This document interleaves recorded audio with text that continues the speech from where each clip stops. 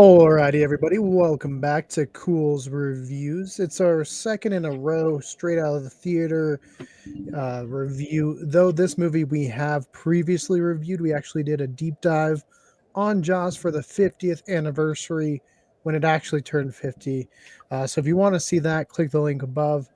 But yeah, tonight we actually took the opportunity to go to our local cinema and go see Jaws. Didn't know it was going to be 3D, but we saw it in 3D. We'll talk about it. I think it worked pretty well in certain aspects, as well as we went. I already had the popcorn bucket with the shark. You guys should know. If you don't, we did a review of it. Another link will appear. Look at that, two links in a row. Lots of Jaws content. But we got the Jaws 50 cup, which is super cool.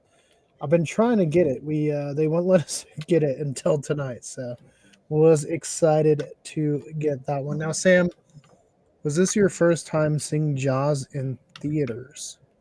Well, yes, this was my first time watching Jaws in general, actually. Um, I'm kidding. No, this was the first time in actual theater.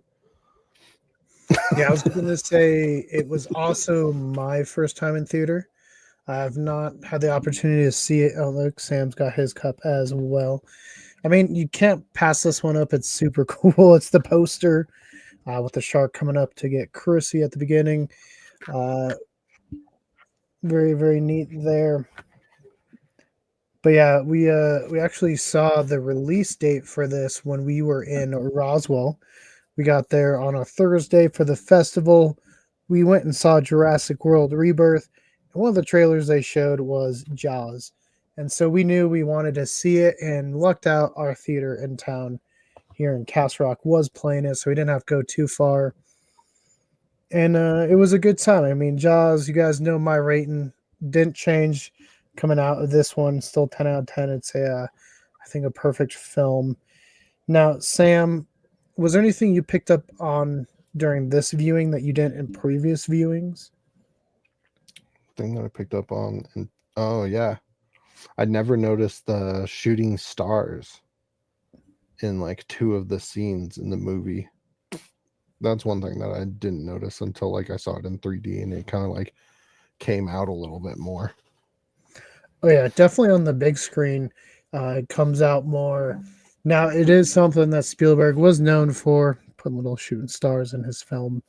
And in the one scene, it is so like noticeable just as it goes behind the cast there, and then of course right away you see the second one. You're like, oh, there's what are the chances of two? Mm-hmm. But yeah, definitely in the 3D it pops. I mean the color. This was a restoration to what point I'm not 100% sure. It was supposed to be all new 4K restoration. I'll have to Oh, they watch did because say I it was like 4K. yeah, they said 4K restoration. I do have a 4K one. Maybe that's only a 2K restoration. I'll have to look at it. But that's the one I watched when we did our deep dive. And it looked good, though. The colors popped. I thought everything looked really bright and vibrant and maybe not as spectacular as when we watched like the 1920s Hexen, as far as like it looks so clear. It could have been made today, mainly because that film was over 100 years old. This one in the 70s, but I mean, especially on that big screen, just seeing everything, there are, I would say, 95% of the shots feel like you're there.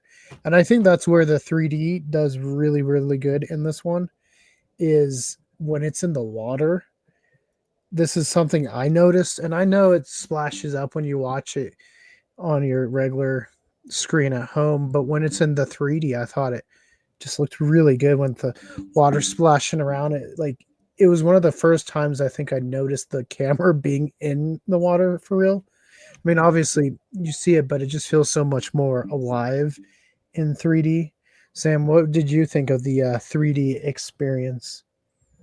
Uh, I mean, besides being someone that wears glasses and wearing a second pair of glasses, like the actual visuals of it were actually really nice. Like a lot of things kind of like popped out a little bit, and it was kind of intense in some of the scenes, and like some of the things that would like kind of peer out a bit. And it gave some things a little bit more depth to them, which was actually kind of like, it was kind of nice. Like when they first hung up like the tiger shark, it looked like a 3D shark. It was actually kind of cool.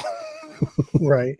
Yeah, and I think that's really something good about Spielberg is obviously this film was not filmed for 3D.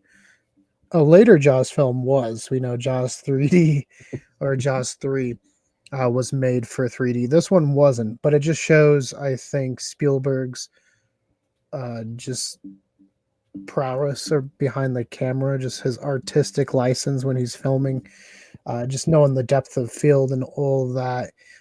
Again, it's just super cool watching this and knowing where Spielberg was in his career. He had only done Duel before this one, which was kind of like Jaws with a semi truck, but of course that came out before Jaws. So I guess hard to say it that way, but a killer semi truck in a way. And then he makes this, and of course we know what he goes on to make, including a film we've talked tons about, and that's Jurassic Park, and just a fantastic career. But to know, and I know when we watched ours in theater, there's a little at the beginning scene where he comes on and talks about Jaws turning 50 and a little bit of his experience. Obviously, he thought he wasn't going to get another job because of how the production behind the scenes was going, just terrible. The shark wasn't working. And I think the shark not working helps so much in the suspense because you have to use other things. Your imagination fills it in. Like when the pier is coming at the fisherman, or of course the barrels, super iconic part of the film, you're filling in a lot of that. No, the shark doesn't look bad, I don't think. Mm-mm. Uh, I mean, it's used very sparingly, so maybe that helps. And then, of course, at the end, you also get actual shark footage that was filmed in Australia where it's attacking the cage. So you get like a nice little blend. And I think it looks really, really good. Sam, how did you think like the score and the sounds sounded like in theater versus at home, obviously? I mean, nothing can beat theater like quality of sound. I mean, some surround sound can get pretty close, but nothing kind of beats that feel of the like theater and it like the space that it like can like bounce off of. Well, and if you get a theater where the sound can move, Mhm. I mean, that just adds to it. And yeah, there's a lot of parts where the sounds would come back and forth. And we didn't have a ton of people in our showing. Again, it is Castle Rock though, so not too surprising there. On Nope. a Friday night with it looks like two high school games going on. So not the kids weren't out. I think it has 2 days of showing, but we did see some other people in. We weren't close enough to see if any of like the jump scenes got them. Because I know the one that gets a lot of people is where they see the head come out of the hole. Mhm. There's a lot of people that will say, "Yeah, I know that one's coming," but still gets me every time. Uh, and so, yeah, it would have been fun to be in a bigger crowd and just see it. It's too bad. I think if we had been in Roswell and they were playing it, we might have had a pretty good turnout. It's just Castle Rock. And of course, one thing that I think really does well in this one is just the characters. All three just work so well together and play off each other so well. Mhm. And it was just such an iconic performances with all three of them. I think at this point they're almost as recognized. I would say they are as recognizable as Bruce. You know the characters, and of course, I mean, certain scenes just pop out. My favorite scene, I think, is still just that Indianapolis scene where Quint's talking about his experience on the Indianapolis, and you can just see the other actors are just so enthralled in it and just so caught up. I mean, it just feels so real and visceral, even today. I mean, and obviously the film's 50 years old, but it works so well even today. And I know the stories are there were some people that didn't at that point even know what happened to the Indianapolis, and this is how they found out, including people that had lost like kids on the Indianapolis, had no idea until they saw Jaws. So he talks about how secret it is, and yeah, very secret mission there. And it was actually one of the ideas for the Jaws sequel. It was actually a prequel about Quint on the Indianapolis, which I think would have been cool. I don't mind Jaws 2. It is kind of just like a retread though of the first one without, you know, the two other main leads. We obviously just get Brody back in that one. Sam, was there any like scenes that really stuck out for you in this one? Like the Quinn's story and like their boat stories, because that one is very impactful compared to one of them. I mean, the other one that kind of stuck out was um the bow of the ship, like the front point that would like stick out when it was like sinking. Like that Mm, literally stuck out because of 3D, but it actually stuck out. Yeah, going back to 3D, like the bow of the ship stuck out pretty nicely. The scene where the kids right? are Is that swimming around correct? with Is the it the fake bow? what? Is it the bow or is it the bow the back? No, the bow's the front. Okay. Stern is the back. Stern is the back. That's it. I was right because like I was like calculating in my head for a little bit. Okay, sorry. Continue. But then another scene that stuck out was when the kids are swimming around with the fake cardboard fin, and then they come out of the water, and the gun's just point like the gun was, it was out. And again, the Mhm. water too, it just added, it made it feel so much more alive. So I'm glad. Wasn't sure how it would have felt about the 3D, but I'm glad we did it because it's not a way you can see Jaws really usually. So I thought it was cool. Also, you didn't know that was Peter Benchley in the film. Mm-mm, I did not. Yeah, fun little cameo of Peter Benchley, the author behind Jaws, which it's a good book. I still think the movie edges it out. There's not a lot of movies that I would say that. Jaws and Jurassic Park are amongst the rare few. But the books at the same time, both very, very good. I do recommend them. This one, it's very much just a white shark. I know in the book, towards the end, and a lot of stuff in the book's very different. The characters are different. There's a whole subplot between Hooper and Mrs. Brody. And then at the end, when the shark's attacking, like Hooper goes into this whole like uh, multi-page kind of dialogue about it maybe being a megalodon, which never comes up in this film. It is very much just a white shark. And something kind of fun because I think we really did our deep dive before we got into the 1916 stuff. Now that we've done the research and the videos on the 1916 Jersey attacks, what stuck out to you when you were watching it here as far as like the story points from the real life 1916 attacks?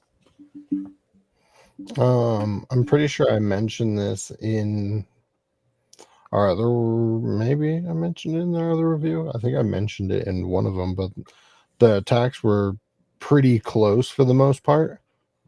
Like there was some that were, I think, a little off, but for a majority of it, they were pretty accurate to the actual like attacks that happened. Yeah, I mean the second attack you get the dog swimming in the water. Though in the real life dog doesn't get eaten, it wasn't a kid. It was a like a late teenager, early adult. Hmm. The one attack when they're in the pond, which I guess sort of references like whatever it going upstream.